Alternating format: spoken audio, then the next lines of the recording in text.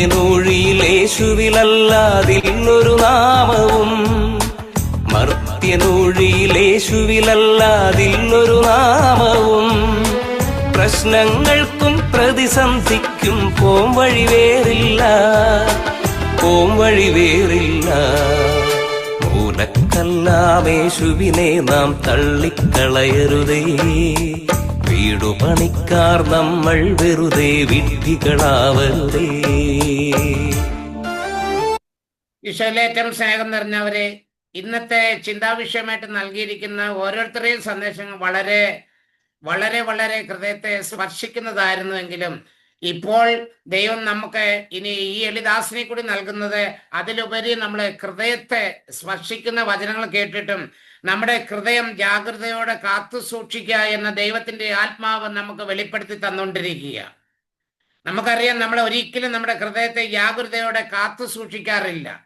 എന്തിനാണ് ഈ ഹൃദയത്തെ ജാഗ്രതയോടെ കാത്തു സൂക്ഷിക്കുക എന്ന് പറയാൻ കാരണം, ഈ ഹൃദയത്തിലേക്ക് ഈ ലോകത്തിൻ്റെതായ പല കാര്യങ്ങളും കാഴ്ചയിൽ കൂടിയും കേൾവിയിൽ കൂടിയും ചിന്തയിൽ കൂടിയും നമ്മളെ വളരെയേറെ നാശത്തിന്റെ പടുകുഴിയിലേക്ക് വലിച്ചെറിയുന്നുണ്ട്.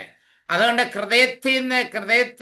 ഹൃദയത്തിന് നമ്മൾ വളരെയേറെ ജാഗ്രതയോടെ സൂക്ഷിക്കുക എന്ന് സുഭാഷിതം 4-ാം അധ്യായം 23-ാമത്തെ വചനം നമ്മളെ പഠിപ്പിക്കുകയാണ്. നമുക്കറിയാം, പ്രോവർബ് ചാപ്റ്റർ 4:23, മറ്റുള്ളവരുടെ ബൈബിളിൽ സദൃശവാക്യം 4-ാം അധ്യായം 23-ാമത്തെ വചനം. ഹൃദയം, നമുക്കറിയാം, ഹൃദയത്തെ നമ്മൾ വളരെയേറെ കാത്തു സൂക്ഷിക്കേണ്ട ഒരു കാലഘട്ടത്തിലാണ് ഇന്ന് ഞാനും നിങ്ങളും ജീവിക്കുന്നത്. കാഴ്ചയിൽ കൂടി കേൾവിയിൽ കൂടി എല്ലാം ഹൃദയത്തിലേക്കാണ് കടന്നു വരുന്നത്. വായിലേക്ക് പോകുന്നത് അത് ഉദരത്തിലേക്ക് പോകുന്നുവെന്നും അത് മലവിസർജനം വഴി വെളിയിലേക്ക് പോകുമെന്നും നമുക്കറിയാം. എന്നാൽ കേൾവി കൂടി കാഴ്ചയിൽ കൂടിയൊക്കെ നമ്മുടെ ഹൃദയത്തിലേക്ക് വന്നാൽ അത് ചിന്തയുടെ തലത്തിലേക്ക് കഴിയുമ്പോൾ 4 ശാഖകളാണ്. നമുക്കറിയാം, പ്രഭാഷകൻ 37-ാം അധ്യായത്തിലെ 16 മുതൽ 18 വരെയുള്ള തിരുവചനത്തിൽ പറയുന്നുണ്ട്, ഹൃദയത്തിൽ വേരൂന്നി കഴിഞ്ഞാൽ അത് പിന്നെ അതിൽ നിന്നുള്ള ഫലം പുറപ്പെടുവിക്കുന്നത് വളരെയേറെ തിന്മയുടെ ആസക്തികളാണ് വരുന്നത്. കാര്യം ഇവിടെ വ്യക്തമായിട്ട് മത്തായിയുടെ സുവിശേഷത്തിൽ അത് പറയുന്നുണ്ടല്ലോ, 15-ാം അധ്യായം 13, എൻ്റെ സ്വർഗീയ പിതാവ് നട്ടിട്ടില്ലാത്ത ചെടികളൊക്കെയും പിഴുതെറിയപ്പെടണമെന്നാ പറയുന്നത്. അതിന്റെ 15-18 മുതൽ നമ്മൾ വായിക്കുമ്പോൾ 18-ഉം 19-ഉം തിരുവചനത്തിൽ വായിക്കുമ്പോൾ നമുക്ക് മനസ്സിലാക്കാൻ സാധിക്കുന്നത്, കാര്യം വായിൽ കൂടി കടന്നു ചെല്ലുന്നത് ഉദരത്തിലേക്ക് പോകുന്നു, അത് മലവിസർജനം വഴി പോകും. പക്ഷേ നമ്മുടെ ഹൃദയത്തിൽ നിന്ന് വെളിയിലേക്ക് വരുന്നതാണ് ഏറ്റവും പ്രശ്നകരമായ ഒരു കാര്യമെന്ന് ബൈബിൾ നമ്മളെ പഠിപ്പിക്കുക. എന്നാൽ വായിൽ നിന്ന് വരുന്നത് ഹൃദയത്തിൽ നിന്നാണ് പുറപ്പെടുന്നത്. അപ്പം വായിൽ നിന്ന് വരുന്ന ഹൃദയത്തിൽ നിന്നാണ് പുറപ്പെടുന്നത് എന്നുള്ള വ്യക്തത നമുക്കറിയാം. അതുകൊണ്ടാണ് ഹൃദയത്തെ ജാഗ്രതയോടെ സൂക്ഷിക്കണം, ഹൃദയത്തെ ജാഗ്രതയോടെ സൂക്ഷിക്കുകയും ചെയ്യണം എന്ന് പറഞ്ഞതിന്റെ കാരണം അതാണ്. എന്നിട്ട് പറയുകയാണ്, ജീവന്റെ ഉറവകൾ അതിൽ നിന്നാണ് ഒഴുകുന്നത്. ഹൃദയത്തിൽ നിന്നാണ് ജീവന്റെ ഉറവകൾ ഒഴുകേണ്ടത്. പക്ഷെ നമ്മൾ ഹൃദയത്തെ ജാഗ്രതയോടെ സൂക്ഷിക്കുന്നില്ലെങ്കിൽ എന്താണ് ജീവന്റെ ഉറവകൾ? സമാധാനം, സന്തോഷം, സ്നേഹം, വിശ്വസ്തത, ദയ, കരുണ, ഇതൊക്കെ നമ്മുടെ ഹൃദയത്തിൽ നിന്ന് വന്നാലേ മറ്റുള്ളവർക്ക് അത് ഒരു വിടുതല്, ഒരു സൗഖ്യം, ഒരു ആശ്വാസം കിട്ടത്തുള്ളൂ. പക്ഷെ നമ്മുടെ ഹൃദയത്തിൽ നിന്ന് അതിരം സംസാരിക്കുമ്പോൾ നമ്മുടെ പൗലോസ് ബ്രദറെ കൂടെയും നമ്മുടെ ബേവിച്ചൻ ബ്രദറെ കൂടെയൊക്കെ സംസാരിക്കുകയുണ്ടായി പരിശുദ്ധാത്മാവ്. കാര്യം അത് മറ്റുള്ളവരെ വേദനിപ്പിക്കാൻ ഇടയാക്കാനായിട്ട് സാധ്യതയുള്ളത് ഹൃദയത്തിൽ നിന്ന് വരുന്ന. അപ്പം ഹൃദയത്തെ ജാഗ്രതയോടെ നമ്മൾ സൂക്ഷിച്ചില്ലെങ്കിൽ ജീവന്റെ ഉറവയ അതിൽ നിന്നാണ് ഒഴുകേണ്ടത് എന്ന് പറയുമ്പോൾ നമുക്കറിയാം, ഈ മത്തായിയുടെ സുവിശേഷം 15-ാം അധ്യായത്തിലെ 18-ഉം 19-ഉം വചനം, എന്നാൽ വായിൽ നിന്ന് വരുന്നത് ഹൃദയത്തിൽ നിന്നാണ് പുറപ്പെടുന്നത്, അത് മനുഷ്യനെ അശുദ്ധമാക്കുന്നു. എന്തൊക്കെയാണെന്നറിയാം? ദുർചിന്തകൾ ഹൃദയത്തിൽ നിന്ന്, കൊലപാതകം, പരസംഗം, വ്യഭിചാരം, മോഷണം, കള്ളസാക്ഷ്യം, പരദൂഷണം എന്നിവയെല്ലാം ഹൃദയത്തിൽ നിന്നാണ് പുറപ്പെടുന്നത്. ഇവയാണ് ഒരുവനെ അശുദ്ധമാക്കുന്നത്. അത് മറ്റുള്ളവരെ കൂടി അശുദ്ധമാക്കുവാനായിട്ട് സാധിക്കും. അതുകൊണ്ട് ഹൃദയത്തെ നമ്മൾ ജാഗ്രതയോടെ സൂക്ഷിക്കണം എന്ന് പറഞ്ഞാൽ കാഴ്ചയിൽ കൂടി കേൾവി കൂടി നമ്മുടെ ഹൃദയത്തിലേക്ക് വന്ന് ചിന്ത വേരൂന്നി കഴിഞ്ഞാൽ പിന്നെ ആലോചനയിൽ കൂടി പോയിട്ട് 4 ശാഖകളാണെന്ന് പ്രഭാഷകൻ 37:16 മുതൽ പറയുന്നുണ്ട്. അതാണ് എല്ലാ ഉദ്യമങ്ങളും. ചിന്തയാണ് ആലോചനയുടെ തുടക്കം എന്ന് പറയുന്നതിന്റെ കാരണം 4 ശാഖകൾ. ഒന്ന് ജീവനും മരണവും, ഒന്ന് നന്മയും തിന്മയും. പക്ഷെ നമ്മൾ തിന്മയിലേക്കാണ് കൂടുതൽ പോകുന്നത്. എന്നാൽ നന്മയും ജീവന്റെ ഉറവ അതിൽ നിന്നാണ് പൊട്ടിപ്പുറപ്പെടുന്നെങ്കിൽ ആ ഹൃദയം എപ്പോഴും വിശുദ്ധിയും വെടുപ്പുമുള്ളതായിരിക്കും. തമ്പുരാന്റെ കരങ്ങളിൽ നമ്മൾ സമർപ്പിക്കുകയാണ്. അതുകൊണ്ടാണ് ഇവിടെ വ്യക്തമായിട്ട് വിളിച്ചു പറയുന്ന ചില വചനങ്ങൾ നമ്മൾ കാണുകയാണ്. മർക്കോസിന്റെ സുവിശേഷം 7-6 വചനം പറയുന്നു, ഈ ജനം എന്നെ അധരം കൊണ്ട് സ്തുതിക്കുന്നു, എന്നാൽ അവരുടെ ഹൃദയമാകട്ടെ എന്നിൽ നിന്ന് വളരെ ദൂരെയാണ്. അപ്പം ദൈവത്തിൽ നിന്ന് അകന്നുള്ള ജീവിതം മുഴുവനും തിന്മയുടെ ആസക്തികൾ നമ്മളെ തകർക്കും. പല വ്യക്തികൾക്കും ദൈവസന്നിധി വരുന്നത് എപ്പോഴും എനിക്ക് കാണാൻ സാധിക്കുന്നുണ്ട്. ആ ഫിലിപ്പിയർക്കാർക്ക് എഴുതിയ ലേഖനം ഞാൻ എപ്പോഴും ഓർക്കും, 2:21. കാര്യം അവർക്ക് സ്വന്തം കാര്യങ്ങൾ മാത്രം സാധിച്ചാൽ മതി, എന്നാൽ യേശു ക്രിസ്തുവിനെ കൊണ്ട് അറിയണ്ട. നമ്മൾ പലപ്പോഴും പ്രാർത്ഥനയിലും ആരാധനയിലും പല സ്ഥലത്ത് നേർച്ചകളൊക്കെ ചെയ്യുന്നത് നമ്മുടെ കാര്യങ്ങൾ സാധിക്കാൻ വേണ്ടിയിട്ടാണ്. യേശുവിനെ കുറിച്ച് അവർക്ക് ആർക്കും അറിയണ്ട. യേശുവിനെ കുറിച്ച് അറിഞ്ഞാൽ നമ്മുടെ ഹൃദയത്തിലെ ജീവന്റെ ഉറവിടം ക്രിസ്തുവത്രേ. നമ്മൾ പാട്ട് പാടുന്നത് ജീവന്റെ ഉറവിടം ക്രിസ്തുവത്രേ, നാവിനാൽ അവനെ നാം ഘോഷിക്കാം. അപ്പം ജീവന്റെ ഉറവിടം ക്രിസ്തുവാണെങ്കിൽ നമ്മളെ യേശുവിനെ കുറിച്ച് അറിയുമ്പോൾ നമ്മുടെ ഹൃദയത്തിൽ നിന്ന് ജീവന്റെ ഉറവ ഒഴുകും. അതുകൊണ്ടല്ലേ യോഹന്നാന്റെ സുവിശേഷത്തിലെ 7:38-39 വചനം പറയും, ആർക്കെങ്കിലും ദാഹിക്കുന്നവർ അവർ എൻ്റെ അടുക്ക വരട്ടെ. 37 മുതൽ പറയുന്നത്. അതിന് 38 പറയുകയാണ്, അവർ എൻ്റെ അടുക്കൽ വന്ന് കുടിക്കട്ടെ. വിശുദ്ധ ലിഖിതത്തിൽ എഴുതിയിരിക്കുകയാണ്, അവന്റെ ഹൃദയത്തിൽ നിന്ന് ജീവന്റെ അരുവി ഒഴുകും, ജീവജലത്തിന്റെ അരുവി ഒഴുകും. അപ്പൊ ജീവന്റെ ഉറവ ക്രിസ്തുവിൽ നിന്നാണെങ്കിൽ വചനം കേട്ട് അത് ഹൃദയത്തിൽ സംഗ്രഹിച്ചു കഴിയുമ്പോൾ പിന്നെ നമുക്ക് സംഭവിക്കുന്നതെല്ലാം നന്മകൾ തന്നെയാണ്. നമുക്ക് തിന്മയായിട്ടുള്ളതൊന്നും സംഭവിക്കത്തില്ല. കാര്യം നമ്മുടെ ഹൃദയത്തിൽ നിന്ന് വരുന്നതെല്ലാം ജീവന്റെ ഉറവയാണ്. അത് മറ്റുള്ളവർക്ക് ജീവൻ പകരുന്നതാണ്. ആശ്വാസവും സൗഖ്യവും സമാധാനവും എല്ലാം ലഭിക്കുന്നതാണ്. പക്ഷെ നമുക്ക് നമ്മുടെ കാര്യങ്ങൾ സാധിച്ചാൽ മതി എന്നുള്ള ചിന്തയോടുകൂടി ഞാനും നിങ്ങളും ദൈവസന്നിധി കടന്നു വരികയാണെങ്കിൽ ഓർത്തുകൊള്ളുക, നാം ദൈവത്തെക്കുറിച്ച് അറിയാനല്ല, നമ്മുടെ കാര്യങ്ങൾ സാധിക്കാൻ വേണ്ടി മാത്രമാണ് നമ്മളെ ദൈവത്തിന്റെ പേരിൽ കടന്നു വരുന്നതെങ്കിൽ അത് ദൈവത്തിനെതിരായിട്ട് ചെയ്യുന്ന വലിയ മാരക ഭാവമായിട്ട് അതിനെ കണക്കൂട്ടാനായിട്ട് സാധിക്കും.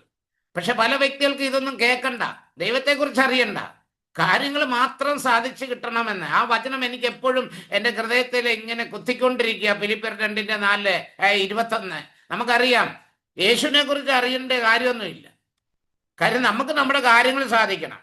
അത് തന്നെ. അപ്പോൾ നമ്മുടെ ഹൃദയത്തിൽ വരുന്നതെല്ലാം ഈ ലോകമോഹങ്ങളാ. അപ്പം നമ്മൾ പ്രവർത്തിക്കുന്നതും നമ്മൾ ചിന്തിക്കുന്നതുമെല്ലാം തിന്മയുടെ ആസക്തിയിലേക്ക് നമ്മൾ പോകും. അതുകൊണ്ടാണ് ഇവിടെ വ്യക്തമായിട്ട് സഭാപ്രസംഗി 8-ാം അധ്യായത്തിലെ വ്യക്തമായിട്ട് വിളിച്ചു പറയുന്ന ഒരു ഭാഗം. സഭാപ്രസംഗി 8-ാം അധ്യായം അതിൻ്റെ 8-ാം അധ്യായത്തിലെ 11-ാമത്തെ വചനം പറയുന്നുണ്ട്, തിന്മയ്ക്കുള്ള ശിക്ഷ ഉടൻ നടപ്പാക്കാത്തതാണ് മനുഷ്യ മക്കളുടെ ഹൃദയം അതിൽ തന്നെ മുഴുകുന്നത്. അപ്പൊ തിന്മയിലേക്ക് തന്നെ നമ്മൾ മുഴുകി തിന്മ മാത്രം ചിന്തിച്ച് തിന്മ മാത്രം പ്രവർത്തിച്ച് നമ്മൾ പോകുന്നുണ്ടെങ്കിൽ നന്മ കണ്ടാൽ പോലും അത് തിന്മയായിട്ട് നമ്മൾ അതിനെ വ്യാഖ്യാനിച്ച് അവരെ തേജോവധം ചെയ്യുന്ന ഒരു അവസ്ഥയിലേക്ക് നമ്മൾ പോകും. അതുകൊണ്ട് നമ്മുടെ തിന്മയ്ക്കുള്ള ശിക്ഷ ഉടനെ നടപ്പാക്കിയായിരുന്നെങ്കിൽ മനുഷ്യ മക്കളുടെ ഹൃദയം അതിൽ തന്നെ വ്യാപരിക്കത്തില്ല. അത് നമ്മൾ ചെയ്യുന്നതിന് തക്ക പ്രതിഫലം അപ്പം തന്നെ നമുക്ക് ലഭിച്ചിരുന്നെങ്കിൽ നമ്മൾ തിന്മയിൽ നിന്നകന്ന് നമ്മൾ നന്മയിലേക്ക് കടന്നു വന്നേനെ. അതുകൊണ്ട് പ്രിയമുള്ളവരെ, ഇവിടെ 12-ാമത്തെ വചനം പറയാണ്, സഭാപ്രസംഗം 8:12 പറയാണ്, 100 തവണ തിന്മ ചെയ്തിട്ടും ദുഷ്ടന്റെ ജീവിതം ഒരു കുഴപ്പമില്ലാതാണ് പോകുന്നതെന്ന് അവർക്ക് ദൈവഭക്തന് ആണെന്നുള്ള ചിന്തയാ. പക്ഷെ ദൈവഭക്തന് എല്ലാം ശുഭമായിരിക്കുന്നെന്ന് അവന് നന്നായിട്ട് അറിയാം. ദൈവം നന്മ ചെയ്യുന്നവർക്ക് എപ്പോഴും നല്ലത് തന്നെയാണ്. എപ്പോഴും തലമുറ അനുഗ്രഹിക്കപ്പെടും. കാരണം അവൻ ദൈവസന്നിധി ഭക്തിയോടെ വ്യാപരിക്കുന്നത് കൊണ്ട് തലമുറകൾക്ക് നന്മകൾ കൊണ്ട് നിറയ്ക്കും ദൈവം. എന്നാൽ തിന്മ പ്രവർത്തിക്കുന്നത് അവൻ്റെയോട് കൂടി അവൻ്റെ കുടുംബത്തിന്റെ അടിത്തറ ഇളകുകയാണ്. അതുകൊണ്ടാണ് നമ്മൾ ദൈവത്തെ അറിയുക ജീവന്റെ. അത് ജെർമിയയുടെ പുസ്തകത്തിൽ പറയുന്നുണ്ടല്ലോ, 2-ാം അധ്യായത്തിലെ 13-ാമത്തെ വചനം പറയുന്നു എന്താണ്? ഈ ജനം 2 തിന്മ പ്രവർത്തിച്ചു. ഒന്ന്, ജീവന്റെ ഉറവിടമായി എന്നെ അവർ ഉപേക്ഷിച്ചു. ഇന്ന് പലരും അതാ വചനം കേൾക്കാൻ സമയമില്ല. ബ്രദർ പ്രാർത്ഥിച്ചേരെ. വചനം കേൾക്കാനായിട്ട് താല്പര്യവുമില്ല. കാര്യങ്ങൾ എങ്ങനെങ്കിലുമൊക്കെ പ്രാർത്ഥിച്ച് കിട്ടണം. ഇനി കിട്ടിക്കഴിഞ്ഞാലോ അവർ ഈ ലോകത്ത് അവരുടെ അഡ്രസ്സ് പോലും കാണത്തില്ല. കാര്യം പിന്നെ അവര് എന്തെങ്കിലും പ്രശ്നം വരുമ്പോഴേ പിന്നെ വരത്തുള്ളൂ. അപ്പൊ ഈ ജനം 2 തിന്മകൾ. ഒന്ന്, ജീവന്റെ ഉറവിടമായ എന്നെ, ജീവജലം സൂക്ഷിക്കാൻ കഴിവില്ലാത്ത പൊട്ടക്കിണർ അവരുണ്ടാക്കിക്കൊണ്ടുപോവാ. ഈ ലോകത്തിന്റെ മോഹങ്ങളിൽ നടക്കുക. ഒന്നും ഉണ്ടാക്കിയതും എല്ലാം നഷ്ടപ്പെട്ട് ഒന്നുമില്ലാത്ത ഒരവസ്ഥയിലേക്ക് പോകുന്നത്. ദൈവത്തെ, ജീവന്റെ ജലം സുരക്ഷിതമായിട്ട് സൂക്ഷിക്കാൻ കഴിവുള്ള എന്നെ അവർ ഉപേക്ഷിച്ചു. ഒന്നിനും കുറവ് വരാതെ നിങ്ങളെ സുരക്ഷിതമായിട്ടും സംരക്ഷിക്കാൻ കഴിവുള്ള ദൈവത്തെ ഉപേക്ഷിക്കുമ്പോൾ നമ്മൾ പൊട്ടക്കിണറ്, ജീവജലത്തിന്റെ അരുവി സൂക്ഷിക്കാൻ പറ്റാത്ത പൊട്ടക്കിണറും കൊണ്ടാ, പൊട്ട സ്വപ്നങ്ങളും പൊട്ട രീതിയും ഈ ലോകത്തിൻ്റെതായ മോഹങ്ങളിലേക്ക് പോകുമ്പോൾ അതെല്ലാം നഷ്ടപ്പെട്ടു പോകുന്ന ഒരു കാലമുണ്ട്. അതുകൊണ്ട് ഒന്നും നഷ്ടപ്പെടാതിരിക്കാൻ നമ്മൾ ജീവജലത്തിന്റെ അരുവി സൂക്ഷിക്കാൻ കഴിവുള്ള ദൈവത്തെ നമ്മൾ മുറുകെ പിടിക്കണം. അതൊരിക്കലും നമ്മൾ ചെയ്യുന്നില്ല. അതാണ് ഏറ്റവും വലിയ. അതുകൊണ്ടാണ് ഹൃദയത്തെ നമ്മൾ വളരെയേറെ സൂക്ഷിക്കണം എന്ന് പറയുന്നത്. ജാഗ്രതയോടെ, അത്ര വളരെ സൂക്ഷ്മയോടുകൂടി ഈ ലോകത്തിന്റെ ഒന്നും നമ്മളിലേക്ക് വരാതിരിക്കാൻ നമ്മൾ വളരെയേറെ സൂക്ഷിക്കേണ്ട ഒരു മേഖലയാണ് ഹൃദയം. ഹൃദയത്തിലേക്ക് കടന്നു വന്നാൽ പിന്നെ അതവിടെ സ്ഥിരതാമസമാക്കും. പിന്നെ അതിൽ നിന്നാണ് പൊട്ടിപ്പുറപ്പെടുന്ന തിന്മയുടെ എല്ലാ മേഖലകളും. അതുകൊണ്ട് ഇവിടെ വ്യക്തമായിട്ട് പറയുന്നു, ജെറമ്യായുടെ പുസ്തകത്തില് അത് പറയാണ്, 17-ാം അധ്യായത്തിലെ 9-ഉം 10-ഉം വചനത്തിലേക്ക് പോകുമ്പോൾ ഹൃദയം മറ്റെന്തിനേക്കാളും കാപട്യമുള്ളതാണ്. അപ്പൊ നോക്ക്, ഹൃദയം അതാണ് ആത്മവഞ്ചന, വിശ്വാസവഞ്ചന, ദുഷ്ടഹൃദയം, നുറുങ്ങിയ ഹൃദയം, പാപം നിറഞ്ഞ ഹൃദയം, കഠിന ഹൃദയം, ഇങ്ങനെ ഒരുപാട് ഹൃദയങ്ങൾ നമ്മളെല്ലാം ഉണ്ടാക്കി വെച്ചിരിക്കുക. അതിന് പറയുന്നത് ഹൃദയം മറ്റെന്തിനേക്കാളും കാപട്യമുള്ളതാണ്. ഇങ്ങനെയുള്ള തിന്മയും കാപട്യങ്ങളും കള്ളത്തരങ്ങളും എല്ലാം നിറച്ചു വെക്കാനുള്ളതാണ് അല്ല. പക്ഷെ നമ്മൾ അതാണ് നിറച്ചു വെക്കുന്നത്. അതാണ് പൊട്ടക്കിണറ്. നന്മകളൊന്നും നമ്മളിൽ ഇരിക്കത്തില്ല. ഇനി ഈ തിന്മയുടെ നമ്മുടെ ഹൃദയത്തിൽ ഇരിക്കുമ്പോൾ ദൈവം തമ്പുരാൻ നന്മ തന്നാലും ആ നന്മയെ ഇല്ലാതാക്കി കളയും ഈ തിന്മയുടെ ആസക്തി. അതുകൊണ്ട് ദൈവത്തിന്റെ സന്നിധി ഹൃദയം വെടിപ്പാക്കണം. ഹൃദയം വളരെ ജാഗ്രതയോടുകൂടി സൂക്ഷിക്കാൻ നമ്മൾ പഠിക്കുമ്പോൾ നമുക്ക് ലഭിക്കുന്നത് ഒന്നും നഷ്ടപ്പെട്ടു പോകത്തില്ല. ഇവിടെ പറയാ, ഹൃദയം മറ്റെന്തിനേക്കാളും കാപട്യമുള്ളതാണ്, ശോചനീയമാമിതം ദുഷിച്ചതുമാണ്. ജെറമ്യ 17-ന്റെ 9-ഉം 10-ഉം വചനം പറയാ, കർത്താവായ ഞാൻ മനസ്സിനെ പരിശോധിക്കുകയും ഹൃദയത്തെ പരീക്ഷിക്കുകയും ചെയ്യുന്നു. ഓരോ മനുഷ്യനും അവന്റെ ജീവിത രീതിക്കും പ്രവർത്തിക്കും അനുസരിച്ച് ഞാൻ പ്രതിഫലം നൽകും.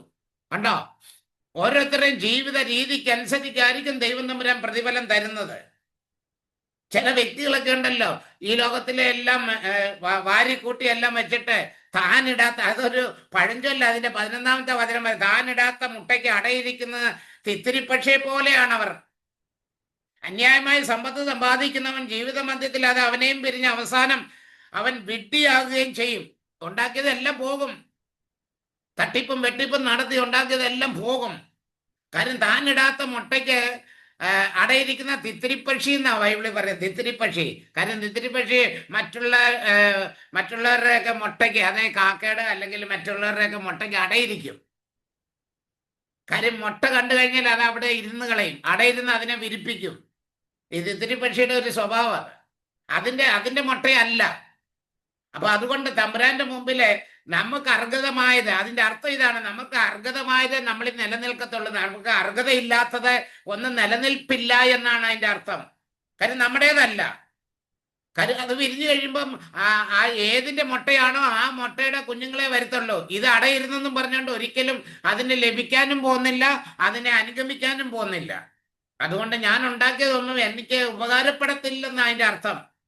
അപ്പം ഹൃദയം കാപട്യം നിറഞ്ഞതാണെന്നെങ്കിൽ മറ്റെല്ലാത്തിനേക്കാളും, എല്ലാ ശരീരത്തിലെ ഒത്തിരി അവയവങ്ങളുണ്ട്, മറ്റെല്ലാത്തിനേക്കാളും കാപട്യം നിറഞ്ഞതാണെന്ന് വ്യക്തമായിട്ട് വിളിച്ചു പറയുക. അത് ശോചനീയമാമിതം ദുഷിച്ചതുമാണ്. അതിനെ ആർക്കാണ് മനസ്സിലാക്കാൻ കഴിയുക? ദൈവം തമ്പുരാനാണ് ഇതെല്ലാം മനസ്സിലാക്കുന്നത്. അതുകൊണ്ട് പ്രിയമുള്ളവരെ, ദൈവസന്നിധിയിലെ നമ്മളെ ഹൃദയത്തെ ജാഗ്രതയോടെ സൂക്ഷിച്ചാൽ ഈ ലോകമോഹങ്ങളിൽ നിന്ന്, അതിന്റെ കുടുക്കിൽ നിന്ന് നമ്മൾ രക്ഷപ്പെടാനായിട്ട് സാധിക്കും. ഇല്ല എങ്കിൽ ഇത് നമ്മുടെ ഹൃദയത്തിലേക്ക് കടന്നു ചെല്ലും. നമ്മുടെ പ്രവൃത്തിയും നമ്മുടെ സംസാരം എല്ലാം ആ തിന്മ നിറഞ്ഞ അവസ്ഥയിലേക്ക് പോകുന്നത് നമ്മുടെ ആരും കഴിവ് നമ്മൾ കാണുകയും കേൾക്കുകയും ചെയ്യുന്നത് ഹൃദയത്തിൽ സംഗ്രഹിക്കുക. ഇതാണ് മത്തായിയുടെ സുവിശേഷം 15:13 പറയുന്നത്, എന്റെ സ്വർഗീയ പിതാവ് നട്ടിട്ടില്ലാത്ത ചെടികളൊക്കെയും പിഴുതെറിയപ്പെടണം. ജെറമ്യ 4:14 പറയുന്നുണ്ടല്ലോ, ജെറുസലേമേ നിന്റെ ഹൃദയത്തിൽ ദുഷ്ടത കഴുകിക്കളയ, എന്നാൽ നീ രക്ഷപ്പെടും. പക്ഷെ നമ്മൾ ദുഷ്ടത കഴുകിക്കളയുന്നില്ല. ദുഷ്ടത നമ്മളെ പരിപൂർണമായിട്ട് നമ്മൾ എന്ത് ചെയ്യുന്നു? ദുഷ്ടതയെ നമ്മളെ താലോലിച്ച് അതിന്റെ സുഖം തേടി അതിനെ വളർത്തിയെടുക്കുക. അപ്പം നമ്മിലുള്ള നന്മയും കൂടെ ഇല്ലാതായിക്കൊണ്ടിരിക്കുക. അതുകൊണ്ട് പൂർണ്ണമായിട്ട് നമ്മൾ ദൈവസന്നിധിയിലേക്ക് എല്ലാം വിട്ടുകൊടുക്കണം. ജ്ഞാനത്തിന്റെ പുസ്തകം 1:4 അത് വ്യക്തമാക്കി പറയുക, ഈ കപട ഹൃദയത്തിൽ ദൈവത്തിന്റെ ഇത് അനുഗ്രഹങ്ങളെ കുടികൊള്ളത്തില്ല. ജ്ഞാനം കപട ഹൃദയത്തിൽ പ്രവേശിക്കത്തില്ല. പാപത്തിന് അടിമയായ ശരീരത്തിൽ വസിക്കത്തുമില്ല. ജ്ഞാനത്തിന്റെ പുസ്തകം അവിടെ വ്യക്തമായിട്ട് വിളിച്ചു പറയുക. അതുകൊണ്ട് പരിപൂർണമായിട്ട് ദൈവസന്നിധി നമ്മളൊന്ന് ഓർക്കുക. ജ്ഞാനം കപട ഹൃദയത്തിലേക്ക് ദൈവികമായിട്ടുള്ളത്, ആ ജീവന്റെ ഉറവ നമ്മുടെ ഹൃദയത്തിലെ കാത്തു സൂക്ഷിക്കാൻ നമുക്ക് സാധിക്കാത്തതിന്റെ കാരണം അത് കപട ഹൃദയമായതുകൊണ്ടാണ്. പാപത്തിന് അടിമയായ ശരീരത്തിൽ അത് വസിക്കത്തുമില്ല. അതുകൊണ്ട് ദൈവസന്നിധി നമ്മൾ പരിപൂർണമായിട്ട് നമ്മുടെ ഹൃദയത്തെ വെടിപ്പാക്കണം. അതുകൊണ്ടാണ് ജ്ഞാനത്തിന്റെ പുസ്തകം 15:10 പറയുന്നത്. 15:10 പറയുന്ന ഒരു വാക്ക് ഞാൻ ഓർക്കുക, അവന്റെ ഹൃദയം ചാമ്പലും. അങ്ങനെയുള്ള ഹൃദയം ചാമ്പലും. ജ്ഞാനം വിസ്ഡം ചാപ്റ്റർ 15:10. അങ്ങനെയുള്ളവർ അവന്റെ ഹൃദയം ചാമ്പലും പ്രത്യാശ കുപ്പയേക്കാൾ വില കുറഞ്ഞതും ജീവിതം കളിമണ്ണിനേക്കാൾ നിസാരവുമാണ്. ഏത് നിമിഷം തകർന്നു പോകാവുന്ന കളിമണ്ണിനേക്കാൾ നിസാരമാണെന്ന് പറഞ്ഞാൽ കളിമണ്ണ് തൊട്ടാൽ മതി പൊട്ടിപ്പോവും. അതിനേക്കാൾ നമ്മുടെ ജീവിതം തകർന്ന് തരിപ്പണമാകും. നമുക്ക് പ്രത്യാശയില്ല, പിന്നെയോ നിരാശയാണ്. അതാണ് പ്രത്യാശ കുപ്പയേക്കാൾ വില കുറഞ്ഞതാണ്. കുപ്പയ്ക്ക് പോലും പ്രതീക്ഷയുണ്ട്. കുപ്പത്തൊട്ടിയിൽ നിന്ന് ആക്രി കച്ചവടക്കാരെല്ലാം തികഞ്ഞെടുത്തുകൊണ്ട് പോകുന്നത് നമ്മൾ കണ്ടിട്ടുണ്ട്. പക്ഷേ ഈ കുപ്പയേക്കാൾ വില കുറഞ്ഞതാണ് നമ്മുടെ പ്രത്യാശ. അത്രയ്ക്ക് വേസ്റ്റ് നമ്മുടെ പ്രത്യാശയില്ല, നിരാശയാ. അതുകൊണ്ട് നമ്മുടെ ഹൃദയം, അവന്റെ ഹൃദയം ചാമ്പല് അതായത് ശാരമാ, ഏത് നിമിഷവും പറന്നു പോകാം. അപ്പൊ നമ്മളെ ദൈവത്തെ ഓർത്ത് നമ്മുടെ ഹൃദയം കർത്താവിലേക്ക് ഹൃദയം ഉയർത്തുകയും അത് ഉചിതവും ന്യായവും മാത്രമെന്ന് എല്ലാ കുർബാനയിലും വിളിച്ചു പറയുന്നുണ്ട്. ഹൃദയം കർത്താവിലേക്ക് ഉയർത്തുകയും നമ്മൾ എങ്ങനെ ഉയർത്താൻ? കാവടിയം നിറഞ്ഞ ഹൃദയം, ദുഷ്ടഹൃദയം, പാപം നിറഞ്ഞ ഹൃദയം, വഞ്ചന നിറഞ്ഞ ഹൃദയം, ഈ പരദൂഷണം പറയുന്ന ഹൃദയം, ഇങ്ങനെ ഒരുപാട് ഹൃദയം വെച്ചുണ്ട്, കല്ല് പോലുള്ള ഹൃദയം. അതുകൊണ്ട് ഇതൊക്കെ എങ്ങനെയായി പോന്ന ഈ ലോകമോഹങ്ങളിൽ കുടുങ്ങിപ്പോന്നത് അതുകൊണ്ടാണ് അവരെ ജീവജലത്തിന്റെ അരുവി സൂക്ഷിക്കാൻ കഴിയില്ലാത്ത പൊട്ടക്കിണർ ഒഴിച്ചിരിക്കുന്നെന്ന് പറയുന്നതിന്റെ കാരണം. നമ്മുടെ അനുഗ്രഹം നമുക്ക് പ്രാപിക്കണമെങ്കിൽ നമ്മുടെ ഹൃദയത്തിനെ ജാഗ്രതയോടെ സൂക്ഷിക്കുകയും ജീവന്റെ ഉറവ അതിൽ നിന്ന് പുറപ്പെടട്ടെ. നമുക്കൊരു പ്രത്യാശ നൽകുന്നത്, മറ്റുള്ളവർക്ക് ഒരു ആശ്വാസം, മറ്റുള്ളവർക്ക് ഒരു സമാധാനം, ഒരു സന്തോഷമൊക്കെ നൽകുന്ന ഒരു ഹൃദയത്തിന്റെ ഉടമയായിട്ട് നമ്മൾ മാറണം എന്ന് പറയുക. സഭാപ്രസംഗി 11 നമ്മൾ പോകുമ്പോൾ, സഭാപ്രസംഗി 11 9, 10 വചനം പറയുന്നുണ്ട്, നമുക്ക് കേൾക്കാൻ ചെവിയുണ്ട്, കാണാൻ കണ്ണുണ്ട്, ഹൃദയമുണ്ട്, ഈ സമയത്ത് ആരോഗ്യമുണ്ട്, എല്ലാം ഉണ്ട്. ഇവിടെ പറയുകയാണ്, യുവാവേ, യുവത്വത്തിൽ നീ സന്തോഷിക്കുക, യൗവനത്തിൽ നാളുകളിൽ നിന്റെ ഹൃദയം ആനന്ദിക്കട്ടെ. ഈ ലോകത്തിന്റെ ഇത് വേണ്ടി ആനന്ദിക്കുന്നവരുടെ ഹൃദയത്തിന്റെ പ്രേരണകളെയും കണ്ണിന്റെ ഹൃദയത്തിന്റെ പ്രേരണയും കണ്ണിന്റെ അഭിലാഷകളെയും പിൻചൊല്ലുക, എന്നാൽ ഓർമ്മിച്ചു കൊള്ളുക, ഇവയെല്ലാം ദൈവം നിന്നെ ന്യായവിധിക്ക് വിളിക്കും. അപ്പൊ നമ്മൾ ഈ ലോകത്തിന്റെ രീതിയിലേക്ക് നമ്മുടെ ഹൃദയത്തിന്റെ അഭിലാഷങ്ങള്, കണ്ണിന്റെ ദുരാശകള്, ഇതിനെയൊക്കെ ഇഷ്ടപ്പെട്ട് അതിന്റെ പിന്നാലെ അങ്ങനെ പോയിക്കൊണ്ടിരിക്കുക. പക്ഷെ അങ്ങനെ പോകുമ്പോൾ നമ്മൾ ചെയ്തു കൂട്ടിയതിന്റെ പ്രതിഫലം നമുക്ക് കിട്ടുക തന്നെ ചെയ്യും. അതുകൊണ്ട് നമ്മൾ ഇതെല്ലാം വിട്ട് ദൈവത്തിന്റെ വചനത്തെ ഹൃദയത്തിൽ സംഗ്രഹിക്കുകയും ആ ദൈവീയ ഭക്തിയുള്ള വ്യക്തി ജീവന്റെ ഉറവയ അവന്റെ ഹൃദയത്തിൽ നിന്ന് പൊട്ടിയൊഴുകും. അവന്റെ അടുക്കലേക്ക് വരുന്നവർക്ക് ആശ്വാസം, അവന്റെ അടുക്കലേക്ക് വരുന്നവർക്ക് സന്തോഷം, സമാധാനം, സൗഖ്യം. ഇതെല്ലാം ജീവന്റെ ഉറവ എന്ന് പറഞ്ഞ ക്രിസ്തുവാണ്. ക്രിസ്തു അവനിൽ വസിക്കുന്നു. വചനം ദൈവമാണ്. വചനം ഹൃദയത്തിൽ സംഗ്രഹിക്കുവാനായിട്ട് നമ്മുടെ ഹൃദയത്തെ കർത്താവിന്റെ സന്നിധിയിലേക്ക് നമ്മൾ ഉയർത്തണം. അപ്പം ഹൃദയം ജാഗ്രതയോടെ സൂക്ഷിച്ചില്ലെങ്കിൽ ഈ ലോകത്തിന്റെ അധിപനായ വ്യക്തി നമ്മുടെ ഹൃദയത്തെ അന്ധകാരമാക്കി കളയും. അപ്പൊ നമുക്കൊന്നും പ്രത്യക്ഷത്ത് കാണാൻ പറ്റാത്ത ഒരവസ്ഥയിലേക്ക് പോകും. അതുകൊണ്ട് സങ്കീർത്തനം 94 അധ്യായത്തിൽ പറയുന്നു.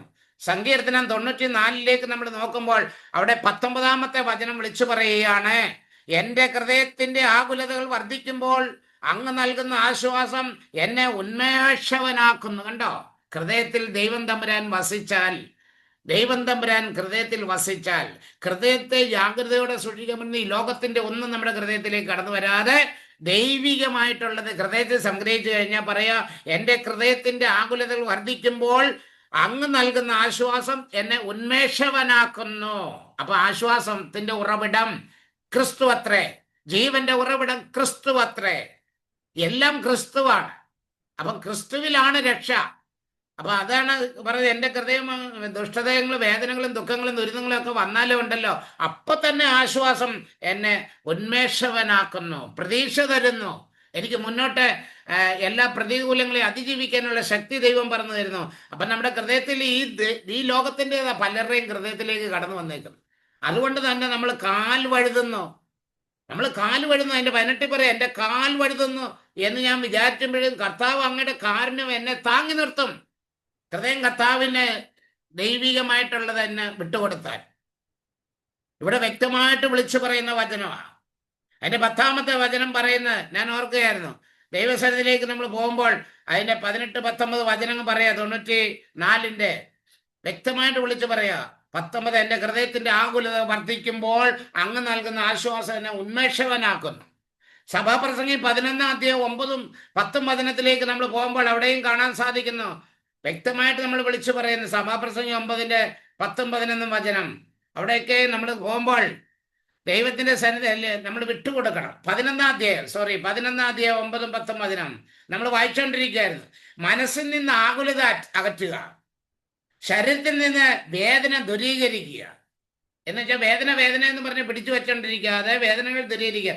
ജീവിതത്തിന്റെ പ്രഭാതം മിഥ്യ. അപ്പൊ ഇതെല്ലാം പിടിച്ചു വെച്ചിട്ട് ഒരു പ്രയോജനമില്ല. അതുകൊണ്ട് തമ്പുരാന്റെ കാര്യങ്ങളിലേക്ക് നമ്മളെ തന്നെ സമർപ്പിക്കാം. ജീവന്റെ ഉറവയായ എന്നെ അവർ ഉപേക്ഷിച്ചു, എന്നിട്ട് ജീവജലം സൂക്ഷിക്കാൻ കഴിവില്ലാത്ത പൊട്ടക്കിണർ അവർ കുഴിച്ചിരിക്കുന്നു. പൊട്ടക്കിണർ എന്ന സന്ദേശം ഈ ലോകത്തിന്റെ മോഹങ്ങളിൽ പോകുന്ന വ്യക്തികളാണ്. അവരുണ്ടാക്കിയതും സമ്പാദിച്ചതും അധ്വാനിച്ചതും എല്ലാം താഴകൾ. ദൈവത്തെ മറന്ന് ജീവിക്കുന്നവര് ഓർമ്മയിലിരിക്കട്ടെ എന്നാ പറയുന്നത്. ദൈവത്തെ മറന്ന് ജീവിക്കുന്നെങ്കിൽ ഓർമ്മയിലിരിക്കട്ടെ, അല്ലെങ്കിൽ ഞാൻ ചിന്തിക്കളയുമെന്ന് സങ്കീർത്തനം വ്യക്തമായിട്ട് വിളിച്ചു പറയുന്നുണ്ട്. സങ്കീർത്തനം 50-ാം അധ്യായത്തിൽ അത് വ്യക്തമായിട്ട് വിളിച്ചു പറയുന്ന ഒരു ഭാഗം ഞാൻ എപ്പോഴും ഓർക്കുക. 16-ാമത്തെ വചനം, എന്നാ ദുഷ്ടനോട് ദൈവം പറയുന്നു, എന്റെ നിയമങ്ങൾ ഉരുടാനോ എന്റെ ഉടമ്പടി കുറിച്ച് ഉരിയാടാനോ നിനക്കെന്ത് കാര്യം? അതിന്റെ വ്യക്തമായിട്ട് പറയുക. ദൈവത്തെ മറക്കുന്നവരെ എന്ന് 22-ാമത്തെ വചനത്തിൽ പറയാ, ദൈവത്തെ മറക്കുന്നവരെ ഓർമ്മയിലിരിക്കട്ടെ, അല്ലെങ്കിൽ ഞാൻ നിങ്ങളെ ചിന്തിക്കളയും, രക്ഷിക്കാൻ ആരും ഉണ്ടായിരിക്കത്തില്ല. ആ ദൈവത്തെയാണ് നമ്മൾ ഉപേക്ഷിച്ച് കളയുന്നത്. അതുകൊണ്ട് ജീവന്റെ ഉറവിടമായി അവിടുത്തെ നമ്മൾ ഒരു കാരണവശാലും ഉപേക്ഷിക്കാതെ ദൈവസന്നിധിയിലെ ദൈവത്തെ അറിയുക. നമ്മുടെ കാര്യങ്ങൾ അതോടുകൂടി ദൈവം ചെയ്തു തരും. ഈ വചനം നമ്മൾ കേൾക്കുമ്പോൾ ആ വചനം നമ്മളെ ആശ്വാസം നൽകും, ആ വചനം സൗഖ്യം നൽകും, ആ വചനം നമ്മളെ നയിക്കും. അതിനാ ഈ വചന പ്രഘോഷണത്തിൽ നമ്മൾ വചനം ഹൃദയത്തിൽ സംഗ്രഹിക്കുക എന്ന് പറയുന്നതിന്റെ കാരണം അതാ. പക്ഷെ നമ്മളാരും സംഗ്രഹിക്കത്തില്ല.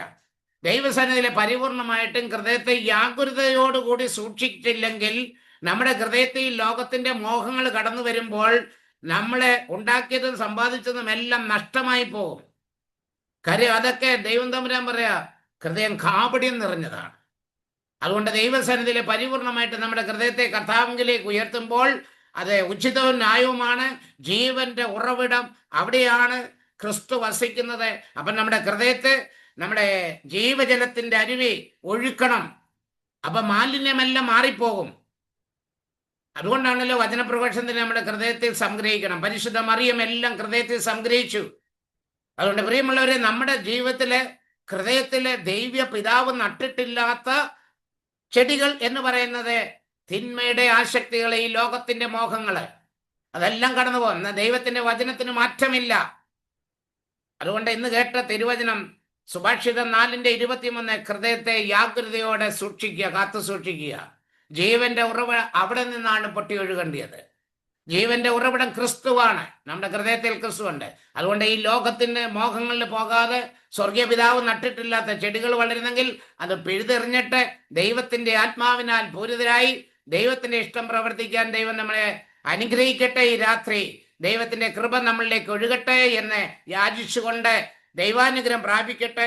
ഇന്ന് കേട്ട തിരുവചനങ്ങളെല്ലാം തന്നെ എല്ലാ ധ്യാനഗുരുക്കന്മാരും നമുക്ക് അരമണിക്കൂർ തന്ന വചനത്തിന്റെ അനന്തയോഗ്യതയാൽ നമുക്ക് മനസ്സിലായതും മനസ്സിലാക്കാൻ സാധിക്കാതെ പോയതും എല്ലാവിധമായ അനുഗ്രഹങ്ങൾക്ക് തടസ്സമായി നിൽക്കുന്ന മേഖലകളെ ദൈവത്തിന്റെ വചനത്താൽ വിശദീകരിക്കണമേ, ശക്തിപ്പെടുത്തണമേ, നയിക്കണമേ എന്ന് പ്രാർത്ഥിച്ചുകൊണ്ട് നീയും നിന്റെ കുടുംബം രക്ഷ പ്രാപിക്കുവാനായിട്ട് ദൈവം നൽകിയിരിക്കുന്ന ഈ ഉപദേശങ്ങൾ നമ്മളെ പാടെ തള്ളിക്കളഞ്ഞാൽ സങ്കീർത്തനം 50:16 മുതലുള്ള വചനത്തിലെ 22-ാമത്തെ വചനം പറയുന്നു, ദൈവത്തെ മറന്ന് ജീവിക്കുന്നവരെ ഓർമ്മയിലിരിക്കട്ടെ, അല്ലെങ്കിൽ ഞാൻ ചിന്തിക്കളയും.